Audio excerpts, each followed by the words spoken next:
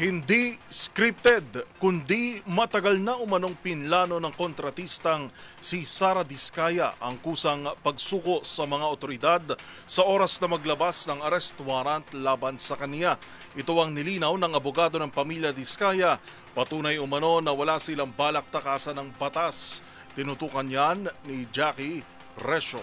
Personal na desisyon ni kontratistang si Sara Diskaya ang pagsuko sa National Bureau of Investigation o NBI kahit wala pang inilalabas na arrest warrant laban sa kanya. Sa panayam sa programang Damdaming Bayan, sinabi ni Attorney Cornelio Samaniego III, Legal Counsel ng pamilya Diskaya, na patagal na nilang pinagpaplanuhan ang pagsuko sa otoridad oras na mayroong maihain na kaso laban sa mga Diskaya kaugnay ng flood control scandal.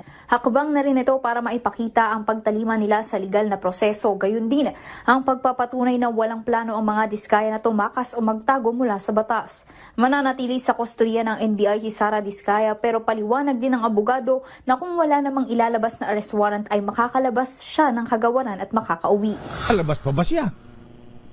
Ay, hindi naman po. Kung wala pong ilalabas na warrant of arrest ang ating korte, ay malaya po siya makakauwi. Kasi hindi po siya dadaan sa proseso na ibubuk siya, imamagshot siya, ito-fingerprinting. Hindi po siya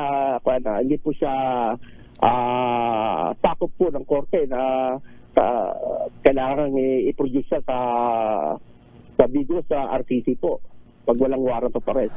Ipinauubaya naman ng kampo nila Diskaya ang desisyon tungkol sa kailan at magkano ang ibabalik nilang pera sa gobyerno o restitution sa korte. Gobyerno. Sa ganyang aspeto, Sir Deo, napag-usapan din naming mga abogado na talagang korte lang talaga ang pwedeng magsabi kung magkano at kung kailan siya magsusoli ng pera o yung tinatawag na restitution or civil liability. Para sa MBC TV Network News, ito si Jackie Resho ng DZRH, una sa Pilipinas, una sa Pilipino.